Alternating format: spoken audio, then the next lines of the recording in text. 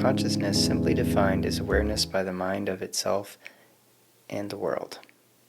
Once a topic relegated to philosophers and theologians, it is now a major scientific challenge. In this video, we will explore two leading theories of consciousness, the global neuronal workspace theory and integrated information theory, and we will see how each tries to explain how brain activity becomes subjective experience. When you see red, feel the cool air of autumn, or taste your coffee, you experience qualia, the what it is like aspect of perception. Philosopher David Chalmers first proposed the hard problem of consciousness. Why and how do physical processes in the brain give rise to these subjective experiences?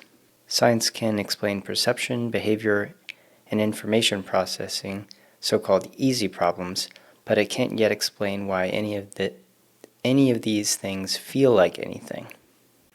Now we will cover some of the philosophical foundations. Dualism, championed by René Descartes, holds that the mind is a non-physical substance, separate from the body. In contrast, monism, championed by Baruch Spinoza, argues that reality has a single substance, which he called nature or God, of which both the mind and matter are aspects. Between them, there are some intermediate positions.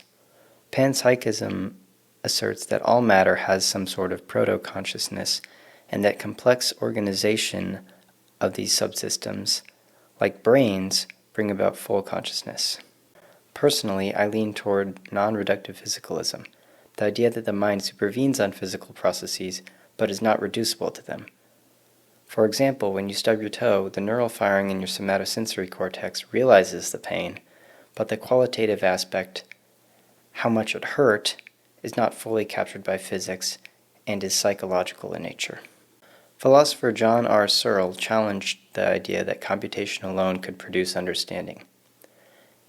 In his essay Minds, Brains, and Programs, in 1980, he wrote, "According to weak AI, the computer is a tool for studying the mind, but according to strong AI, the appropriately programmed computer really is a mind."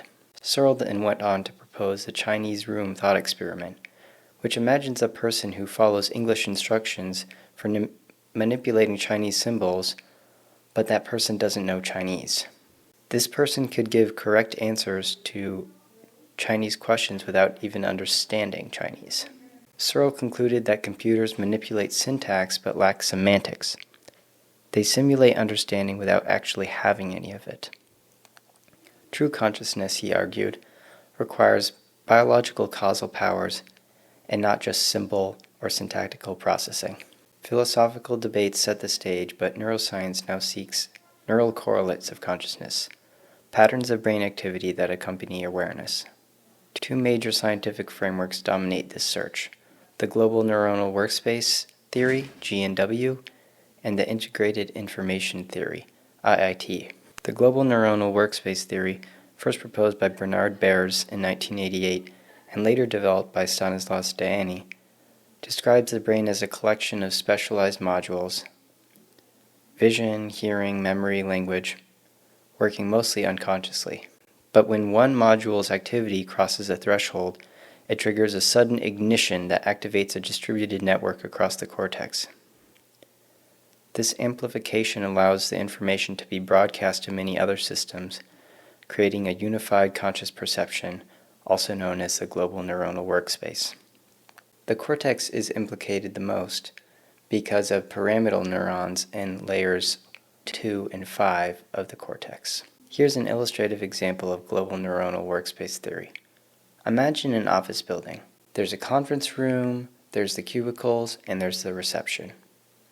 Each room works independently until unexpectedly the fire alarm goes off. This signal reaches every office at once, and everyone acts together to evacuate. That broadcast to the rooms of the office is exactly what GNW proposes neurons do in the cortex. They fire to distant regions of the cortex, and when that happens, consciousness arises. Several brain imaging studies support this idea.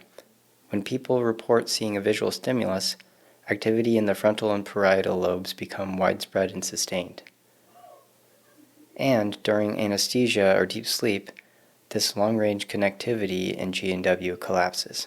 G&W, therefore, sees consciousness as a global broadcast function, that global neuronal workspace that makes information available to the entire brain for reasoning, memory, and decision-making. Now we turn to integrated information theory, IIT, that was proposed by Giulio Tononi in 2004 and then expanded upon by Christoph Koch. IIT approaches the hard problem of consciousness from the inside out. Instead of asking what consciousness does, it asks what consciousness is. IIT begins with 5 axioms that every experience seems to have. Number 1, intrinsic existence. Experience exists for itself. Number 2, composition. Experience has its own parts and relationships. Number 3, information. Experience is specific. Number 4, integration. Experience is unified. And number 5, exclusion. Experience defines its scope.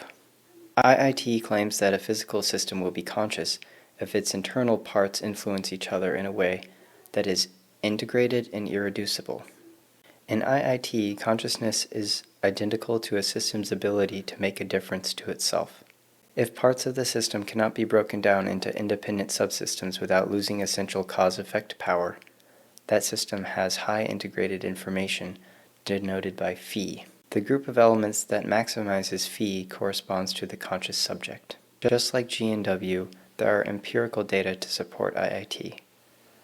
A 2023 study by Nemirovsky et al. Implemented IIT 3.0 using fMRI data from human brains.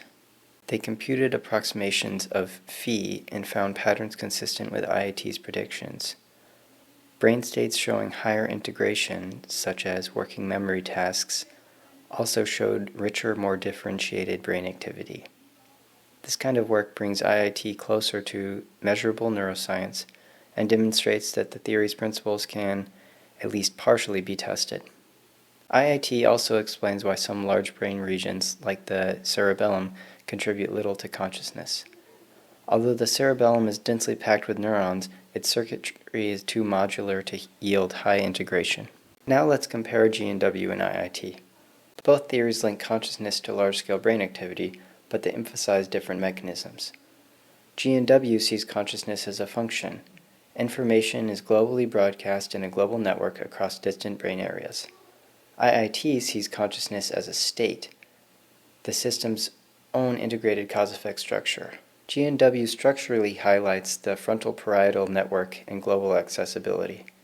IIT highlights the posterior hot zone of the brain and the intrinsic causal power.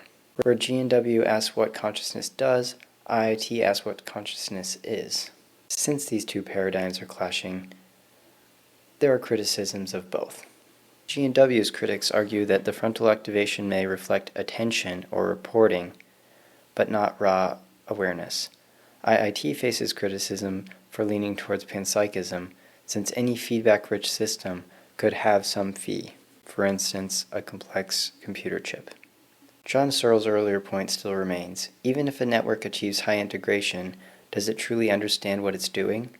He warned that computers have a syntax but no semantics, doing computation with no understanding. This turns us back to David Chalmers' hard problem of consciousness. Theories like IIT and G&W must still explain how physical organization turns into the feeling of experience. From philosophy to brain science, the study of consciousness aims to connect subjective experience with a physical explanation. G&W shows how information might become globally accessible across the brain with long-range neural connections, while IIT argues that consciousness is identical to integrated cause-effect structure within a system. Both theories bring us closer to answering one of science's oldest questions: how does matter become mind?